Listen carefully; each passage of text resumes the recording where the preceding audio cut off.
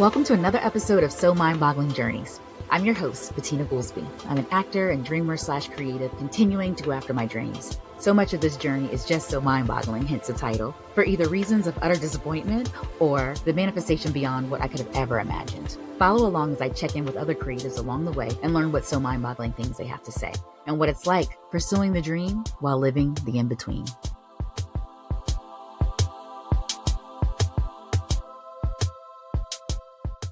Kyera, thank you so much for joining me here on So Mind-Boggling Journeys. Thank you so much for having me. I'm really excited. I am so excited. And I want to tell you how you came to me first, right? And it's just crazy how this works out, okay? So my introduction to you was from a really beautiful video that you had put together for your best friend/sister, Chia Mosley, who we have had on the podcast. She conceived naturally at the age of 47, and she's been sharing her journey online, and the listeners, by the time this goes live, the listeners would have seen that that episode. And so it was such a beautiful story, and so we sat down and chatted. And then I want to say like a couple days later, there was this video with you. And you were saying that she was your best friend, and you were, speaking on how close you were. And your message to everyone was, I wrote it down, there is more life to live.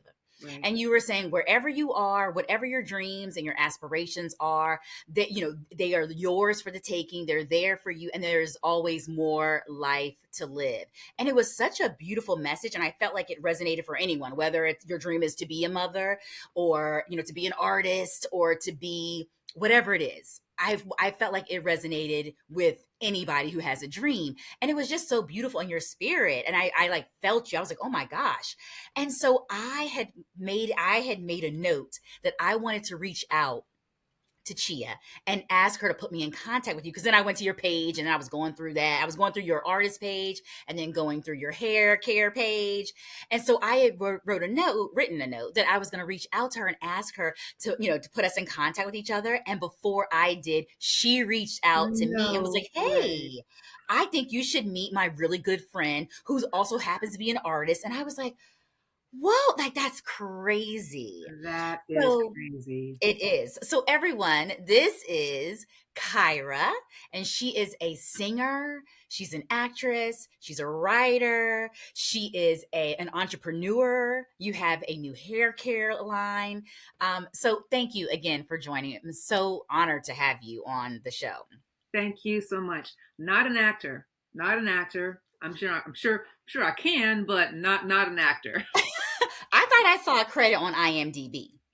I mean, I starred in my music video. That's probably, I don't know, maybe. That counts. Yeah. That counts. Okay, so I'm going to ask you, because there's so much that I want to talk to you about. But I don't know why I'm led to ask you, what would you like to talk about first? And then let's dive in. There's so many things, and everything is of equal importance in my universe. But right now, I mean, I just published a book called Hair Symphony, and it's kind of supports my hairline, which is Look, Don't Touch, and it's conditioner, fragrance-free, very, very high quality conditioner. So when I made this conditioner, which I love, I had so much response coming back from it. So many people, word of mouth just like went wildfire. But I was getting requests like, well, how do you use it best for my hair type? Because I'm saying that it can be used for all these different hair types. So it started off as me just writing a little instructional pamphlet for hair. But as I start getting more and more responses and getting more information, like I think a lot of people abandon their hair because they don't understand it. There's a lot of misunderstanding in terms of the terminology, the words, techniques, all these things just get thrown at us. Why this vitamin is good, why this is good. And we just kind of like, it's too much. So I just kind of wanted to, my book is thorough, but I wanted just to lay out everything so people could actually say, you know what? I actually have confidence that I actually understand what hair is, how it grows, and how to do my hair type. Yes. Okay. And when you say that book is thorough, that book is thorough. And I feel like when you think about ebooks, you think of them as being like little short, books. This book is 92 pages. You detail every single hair type that's out there. You had hair types in there that I was like, oh, I didn't even know that that was a hair type. You go through all the definitions on the texture, on the how it retains or doesn't retain water, the ingredients that are great for your hair. There's also like self-love, and inspiration included in this book. And I love how I was looking at one of your videos and you were saying that when you were younger, you would have looked at someone who has your hair and you would have been like, oh my gosh, I love her hair. I wish I had her hair. Not realizing at that time that if you just knew how to take care of it and what to do with it, that you also could have that hair. And then now you do. And That is people say that so to you all the true. time, that they wish they had your hair. So true. I suffered for years from hair envy, and hair envy is probably the biggest enemy towards natural hair because the way your hair grows out of your head is different than my hair. And the more I'm trying to make my hair look like yours, I'm going to be putting the wrong chemicals in there. I'm going to be doing the wrong things. But when you really like, I had an epiphany. It was actually when I was in college. I had this epiphany. I'm going to be straight up with you. I had this epiphany that I didn't know that I truly thought that white was right. I did not know that I had that going on in my universe. And when I saw that, and then I saw how that was reflected in so many of my choices in my life, I was like, what are you doing, girl? What are you doing? So that's when I went natural. And, growing out my hair, it looked, in my viewpoint, now I don't think it looked ridiculous, but back then, no one was growing their hair out natural. So it looked like a rat's nest. People would make fun, like jokingly call it a rat's nest, but I just persevered. That's when I was like, what works for this hair? What techniques work for what doesn't work for this hair? And I really delved in. And like, it was such mental anguish. Like I remember just hoping one day that I could feel the weight of my hair touching my shoulder. Like for years, that was a goal. And yeah, so after I understood my hair, really after I really had that epiphany, all that crap kind of went away because I knew that when my hair was perfect the way it was. And I talk to my hair. I literally will talk to my hair. I'm in Hmm. communication with my hair. I tell her that I love her. Like I do a whole bunch of self-love on this mane of mine. I have about 4 different textures all up in my hair, which is why when I was first growing it out, it looked crazy because it didn't sit right because I have all these different textures going on. And now I love everything about my hair. I love my hair so much, everything about it. It is completely an expression, part of my expression, part of my life force, I'll say. And I love that. I love how you said that, if it comes out of your hair, out of your head, out of your scalp, it's perfect because that's how it comes out. That's what it is. That's what you were born with. And so it's perfect as is. I love Right. that. Like I'll see people with different textures of hair who I can tell, well, they own their hair. They own their hair.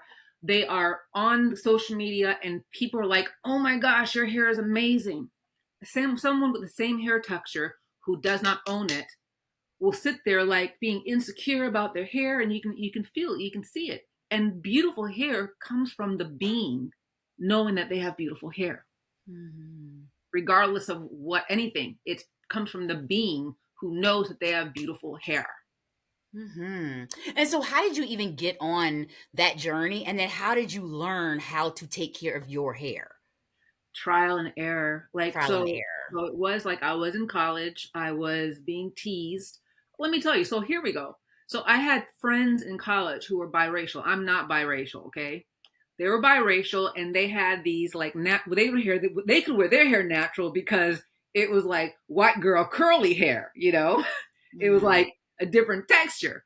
So before I had my full epiphany, I was like, I want it to look like I have hair like that. So I got a chemical called Wave Mhm. Nouveau. Oh my gosh. I had a Wave Nouveau too. Oh Yes, my girl. gosh. For like Wave two Nouveau weeks, got me. it was fly for 2 weeks, but then it dried and it started to break. Wave Nouveau got us all. It got us all. But see, this is where I see my insanity in the whole thing. Like I got the Wave Nouveau, and I'm telling people that this is my natural hair. Like that's kind of crazy. Like, Mm. why would I do that?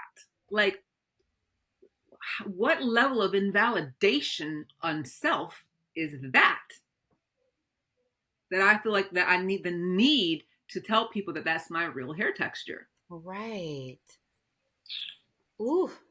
And thank God the industry has changed so much because there Yes. was so much of that where it's like Mhm. if you didn't have a certain texture, it was like you had bad hair, you know? And it was so thank gosh that like after all these years, that messaging is like no longer. I mean, you kind of hear it in certain maybe, you know, certain arenas, you know, like you know, sometimes older people will still talk in those ways. Right. Um but, you know, for the most part, it's like, no, no, no. Like, you know, all hair is good hair, you know? That's right. Okay. And Mhm. so let's just talk about your marketing, okay? I was like, you could give a crash course in marketing, okay? Because not only do you now have a separate page, you know, where you're promoting your hair care, okay? You're doing videos, okay? You have a song that goes along with this. I was like, oh my gosh, like I love that. Like combining your art, both artistries of That's right. singing and the hair care. I So love how that did you even song. think to do that? Like I'm gonna come up with a song. It's a great song. It's a bop. I really think so too. Like my heart and soul is in that song. It's called "Look, Don't Touch," the same song, the same title as the hair product.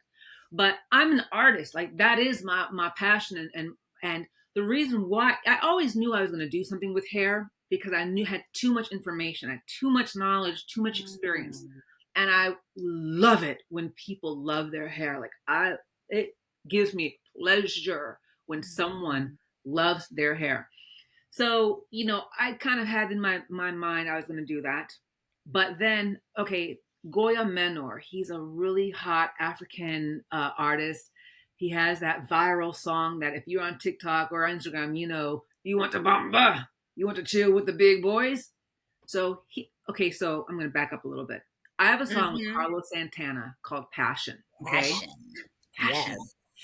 That was an extraordinary experience to have that guitar legend back me up on that song. So from there, you know, this is the power of social media.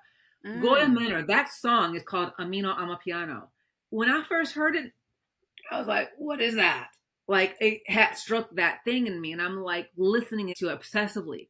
So literally, I go on his Instagram. I don't know Goya Menor. I go on his Instagram and I'm saying how much the song moved me. It moves my soul. And then I'd gone to like when I love something, I will go to I download it on Spotify. I bought it on iTunes. Who buys songs? I buy songs because I like to flow power to that artist. Okay. Yes. So Oh, I I love that saw, flow power. yes, I that's love right. that. Mhm. So I sent him this on his comment on one of the comments that has like 10,000 comments. I'm saying the song moved my soul. And I bought it on iTunes. I streamed it on Spotify. And then I kind of spoke to whoever is reading this. If you're loving the song, please go support this artist. Just go buy the song, support this artist. So he read it and he pinned it to the top of his comments. Okay. So from there, we just kind of started chit chatting. Not like he does not know I'm a musician. He knows nothing. Then he Oh. goes and checks out my page and he learns that I have this song with Carlos Santana.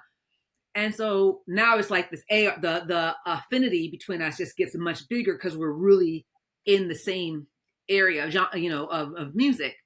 So we just had this conversation start about possibly doing a remix of Passion Afrobeat style. And so it was a lot of work, but so freaking smooth working with him. Like I did the whole remix. I did everything. I don't have a team. I didn't have produce. It was just me. Did the whole remix. Did the whole. did everything. So you mean in terms of like production? Yes. Wow. No, I didn't know that. So you produce your own music too? I did. Now I went once I had the track laid. I went into an actual studio where they did all the mixing and mastering. I didn't do the Mm-hmm. mixing and mastering for it, but I did produce it. I produced it. Oh I my got a beat. gosh. These two. I got a beat from these two different people. I researched and found beats that I liked. I combined those two beats into what is the song now. But besides that, everything I did all the music too. I did everything. That is He amazing. And talk he about recorded. manifestation. You It was manifested incredible. that. You made that happen. Yeah. Yep. And Yep. Yep. he has like a oh, he has like multi-million Instagram followers. So the fact that he even saw your comment and then took the time to like go to your page and then to reach out, I mean, that's crazy. Okay, and so I saw that you wrote a really nice endearing note to another artist that you would like to work with in the future. Stromae. um oh, wait, say it again. Stromae. Oh no, I missed that one. I saw your note to Macy Gray. Oh yeah. Yeah. She had this thing going on, which was pretty incredible, where she's going on tour, and she was gonna have different artists submit to to open for her. Now I haven't heard back from that, and I think that I probably missed that deadline because I haven't heard anything. But that is, I mean, what I like about Macy Gray so much is my music. When you're in Kyera world, it is out the Mhm. box. Like I am not a straight R&B singer, even though I have some R&B songs. I am definitely eclectic to the T. And Mm, so Macy Gray doesn't fit in a box at all. right, And she so does her not. non-box and my non-box kind of fit together, you know? Yes. Oh my gosh, that is great. Okay. Well, us here at So Mind Boggling Journeys, we believe in dreams, magic, and miracles. So we're going to also put some good juju out there. I love it. Because how amazing would it be I would love to get Goya Menor and Carlos Santana, all three of us on the stage doing passion. Like, that's my dream. Oh, That I would love that would that. be that's a dream, not my Yes. a dream. Yes. Oh my gosh. Oh, go ahead. What were you going to say? Something else? So yeah, Mhm. so I recently last summer 2020, we're in 2023. Last summer, that was 2022. Mhm. I went on tour with Goya Menor in the United States. Like it was a club tour, and I wound up. I didn't stay that on the tour that long because there was a lot of things going on. It didn't really mesh with what I was trying to put out. He's amazing, but there's some other things, elements that just didn't quite jive with me. But I was thinking at that time, this is the time when I should launch my hair product because, like, when I perform, I'm aggressive and I'm dramatic, and I'm known for my hair has a whole life of its own, and I'm like, roar, like, and it's like, ah. So I was like, this is the time. I'm going on tour. Let me get all my notes, all my purpose on this conditioner. Let me get it all wrapped up so I have it there. So when I go on tour, I have attention, I have eyes on me, and they go, oh, she has this conditioner. That's awesome. So that's kind of what created what the catalyst for getting the conditioner out when I got it out was that tour. Mm-hmm. Listen, like listeners, like I told you, like the marketing. I was like, gosh, like I could take a couple notes here on the marketing of all this, because I saw how it was like kind of all like coming together and intertwined, and I was like, oh, that was really smart that she did that, and then she did this. So in terms of your music, what are you looking forward to now and to the end of the year? Like, what are you focusing on now in terms of the music? So now, so in terms of the music, like any artist, whether what you're a poet, write music, whatever, on your phone, I have about like 20 active, really good songs that I have all the da da da da da's on that I just need to sit down and get down because my album's coming out this year. It might be honestly Mhm. early next year. So, along with Santana and Passion, which was produced by Narada Michael Walden, Narada Michael Walden has 57 number one hits, including Whitney Houston's from The Bodyguard, Aretha Franklin, George Michael's. I mean, the list goes on. So he does two of my songs, Passion and the song called um, um,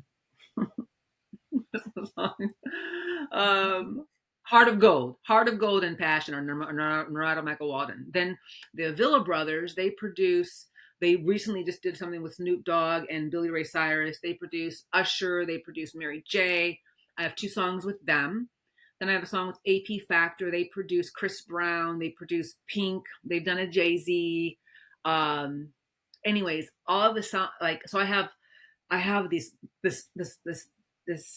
library of that music produced by these huge people. Trying to pick and choose what I'm going to have coming on this album is kind of where I'm at right now, and creating some new songs that go under what's going to fit best with this album. You know, part of me is like, what's going to fit best with the album, but part of me is like, I'm eclectic, so it's just going to be what I put on there.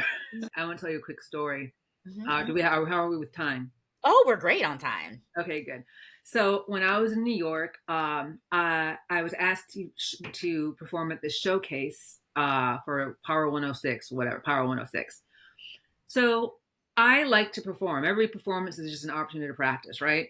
Mm-hmm. So and this producer named Ahmed, he's there and he's gonna choose a winner. Okay.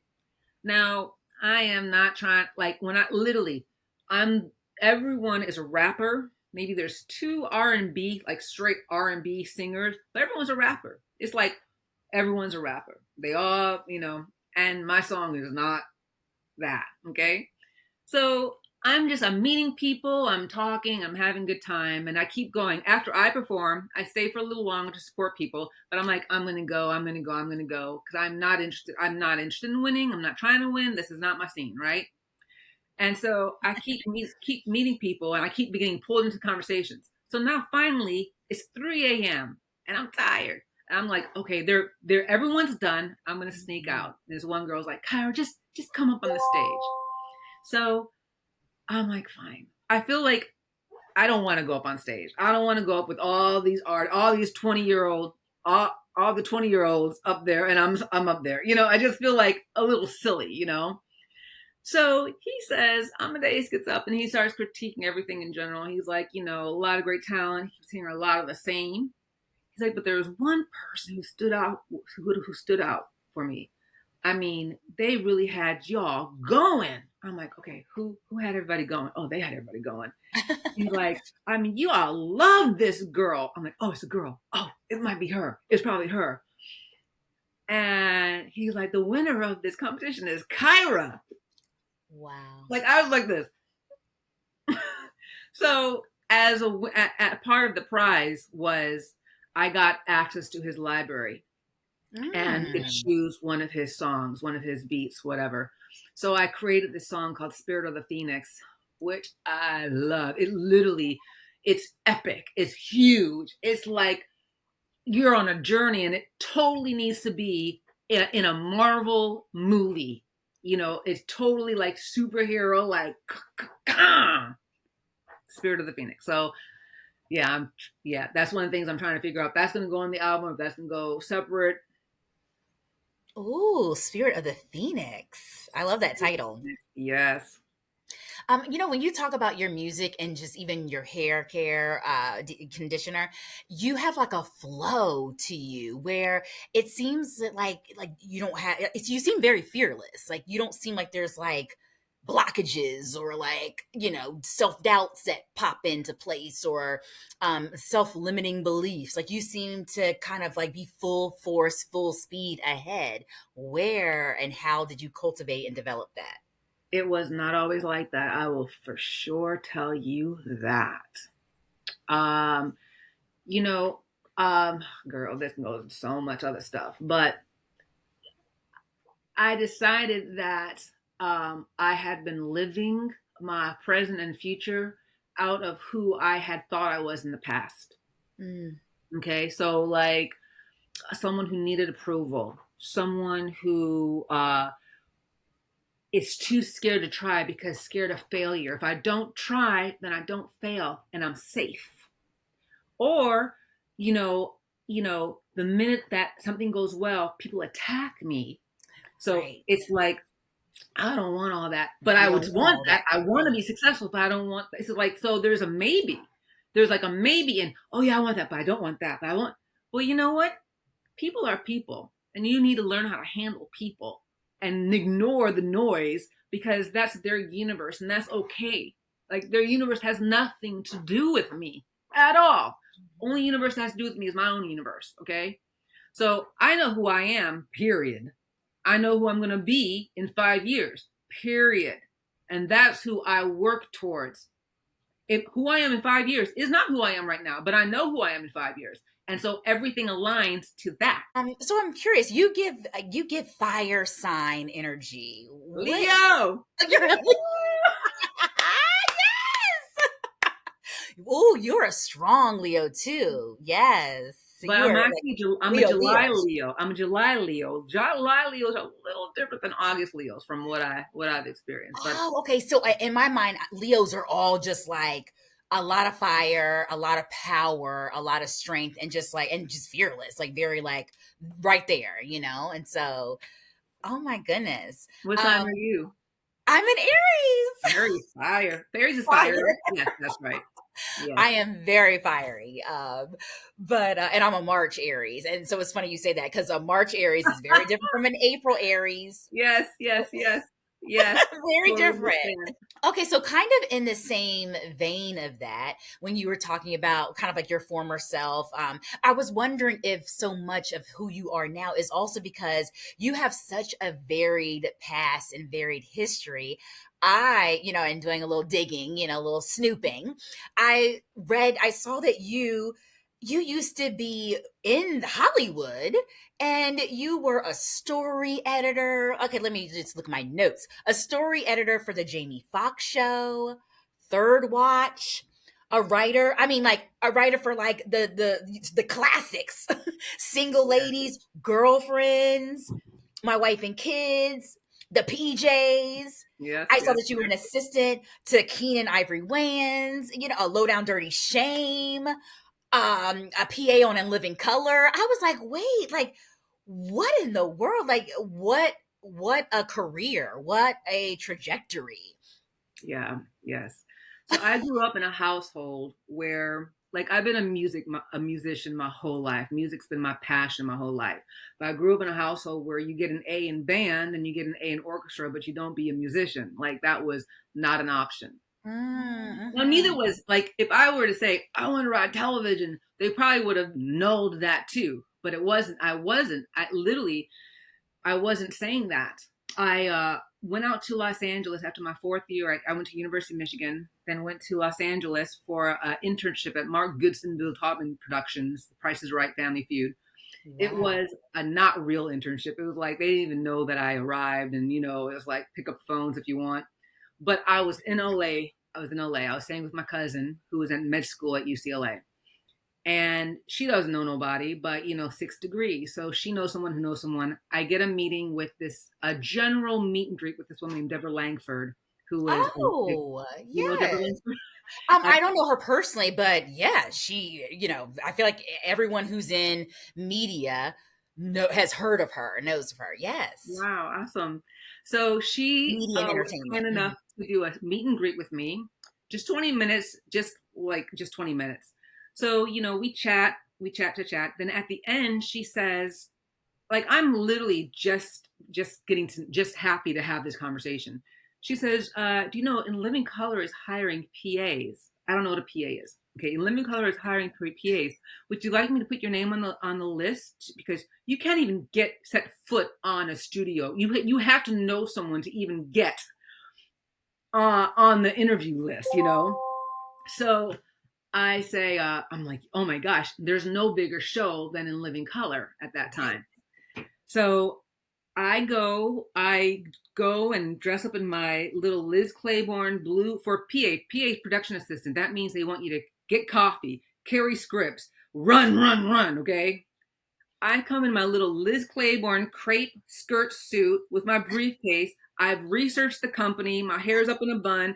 I'm telling them in my interview, I'm telling them the statistics of Fox Network in comparison to the other. Okay. And they're looking at me blankly, like, and they're like, thank you, Kyera. This isn't really going to fit. We actually want a guy to carry boxes. And I'm like, I can do that. I can do that. So on the bus ride home, I'm so dejected because I literally had in living color in my hand and it's like gone. By the time I get to my cousin's house, Keenan and Ivory Wayans, during that bus ride, had fired an assistant. And they're like, get that girl back, get that girl back. So they're like, oh, we think that there is a position for you. So I wound up being his assistant for 3.5 years. And Keenan was an amazing mentor for me. I mean, he was a very difficult boss in terms of very demanding of perfectionist, but he taught me so much in that. So supportive of me. When I tell you, I can tell you, you want to hear a Keenan story? Yes. Okay. Yes, we want to hear a Keenan story. Okay. Yes. So anyone who is listening who may not know that In Living Color was like a sketch comedy show that where J Lo got her start, Jim Carrey, Jamie Foxx, David Allen Greer, a lot of people, okay, got the Hmm. start there. So Rosie Perez with the Rosie, choreography. yeah, she was choreographer for the Fly Girls. So again, like very like he took my understanding what's needed and wanted to get the correct estimation of effort. He got me understanding the correct estimation of effort to get things done to the degree that they need to be done for perfection. Okay. And I would Mhm. mess up, and he was, I'd mess up and I'd be scared because I messed up, but he was always like, he saw that Kyera is really about it. Like Kyera really wants to do well and help me, okay, help him in his life. So I'm Keenan's assistant, and when you're Keenan's assistant, like he has the viewpoint that there's always something to do for him. So even though I Mhm. get to his house at 7 in the morning to let the maid in or something, there's always something to do for him. But I'm living in the TV world, and all my friends are TV writers, or which or wannabe. No one's a TV writer. Everyone wants to be. Now everybody is, but at that time, everyone wants to be a TV writer. Damon Wayans, her name was Janine. Her name is Janine. She's now a really big television writer, showrunner. Janine Sherman Berrois, big Oh, time. And yes. so she was Wow. Damon's assistant, and so she was like, "We should be partners. We should partner up." So we did. We partnered up, And at and this then time, she was an assistant too, so y'all were yeah, assistants together. that's right. Wow. That's right. So we entered the Warner Brothers writing program, and we got Hmm. in out of like 7,000 I applicants. was Like gonna we got in. say, Yeah, it's hard to get into those it programs. really is. It really, really, really. It don't matter who you are. They go by. The way you get in is you have to write a spec. And truthfully, you don't get in the first year that you apply, and you don't get in the second year you apply. Usually the third or fourth, because they want. And Janine actually had applied like a year or two before. So me coming on board with her, she kind of paid her dues, okay?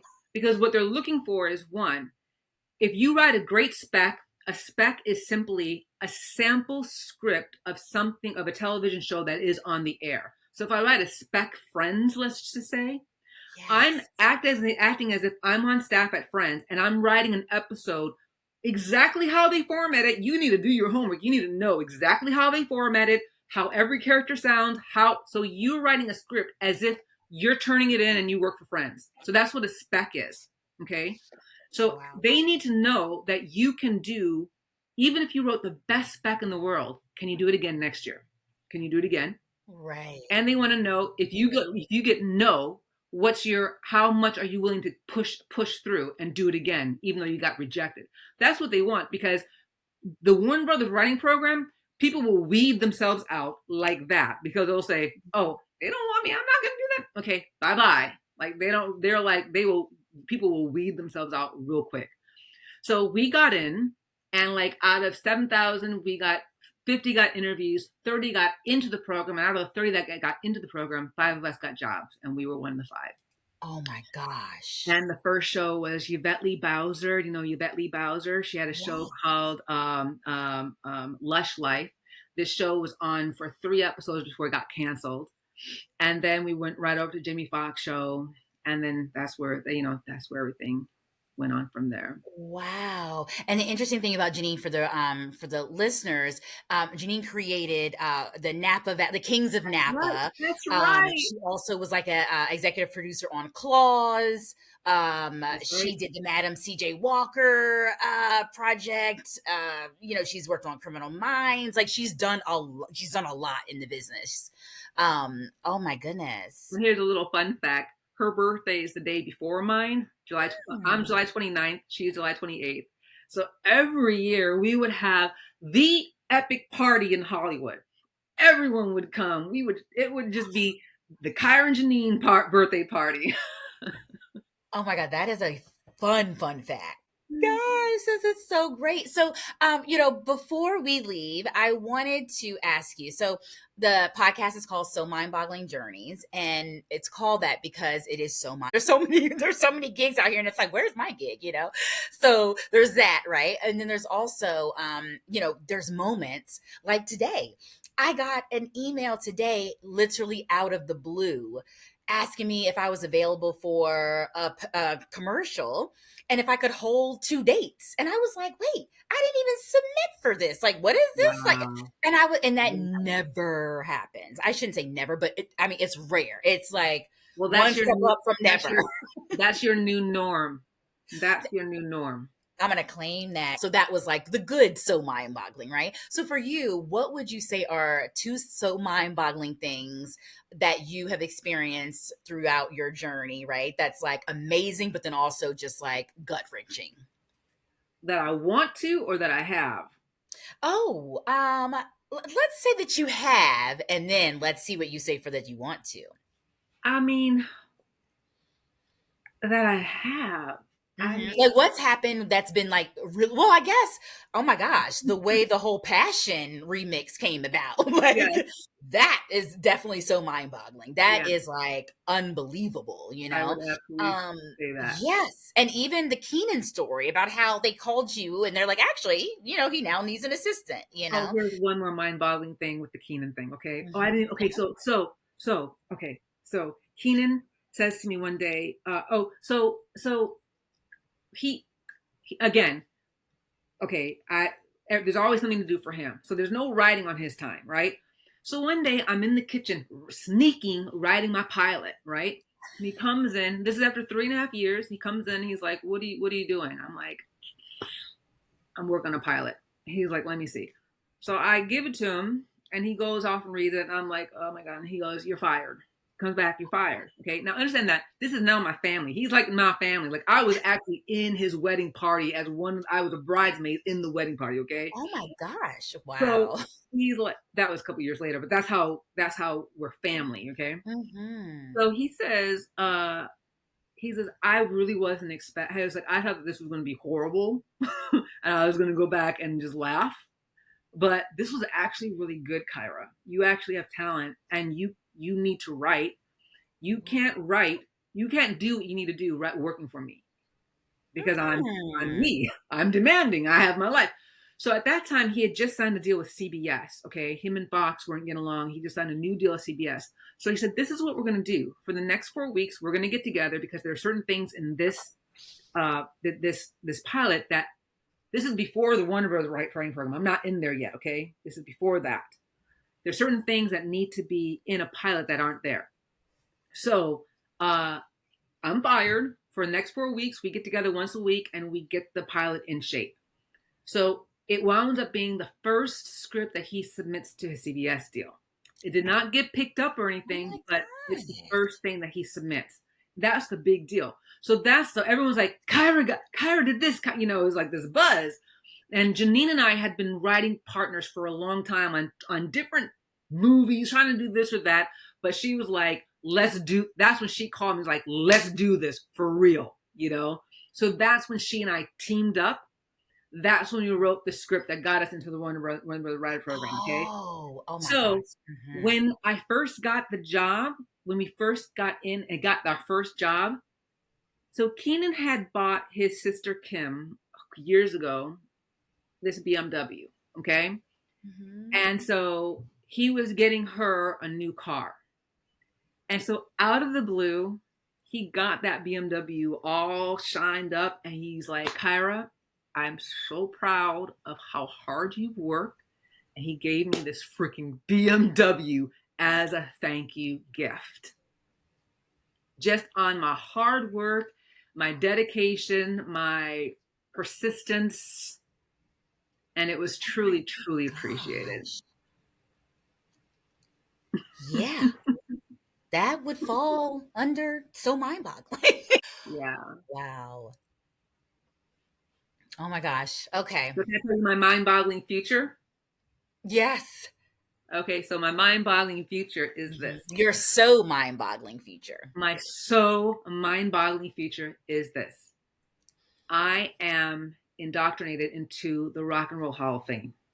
Mm. In order to do that, you have to have 25 years. So I'm going to be in my 70s when this happened, and that's okay.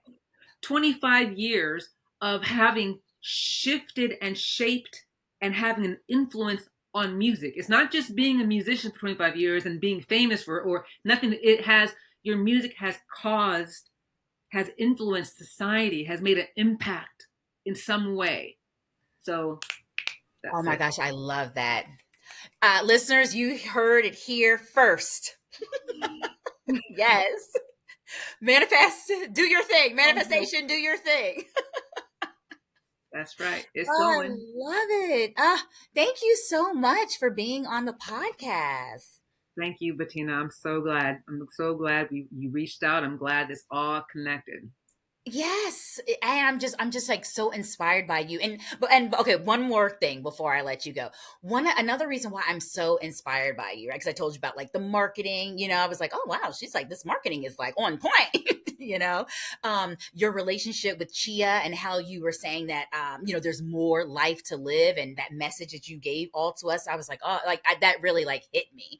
And then another thing is, you have such like I feel like when the society, right, our society makes women feel like after we've achieved a certain age, then it's like it's kind of like over for us, or that we can't be vivacious and still have dreams and still have like things that we are looking for. I feel like you just have this effervescence and this thought of, you don't feel like you fall into those boxes of like, oh, because I'm this and that means this, and because I'm this that means that. And it's like, no, it's like you literally are on your own path and on your own journey, and you're not letting anything or anyone or even yourself stop you Mm-hmm. and deter Mm-hmm. you from what it is that you ultimately want to do and who you want to be. And I just find that so empowering, because I don't find that with a lot of people, because I feel like society's voice and energy is just so strong that it's like you have to fight. And it doesn't seem like you're fighting to not have that heavy blanket over you. That is very true.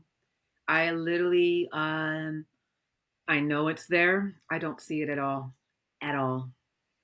I know it's there. It's not my universe at all. Oh my, okay. So I'm gonna take a picture. Let me take a screenshot, and I'm gonna print this out. I'm putting you on my vision board, okay? I love it. I need this for my vision board. Thank you again so much.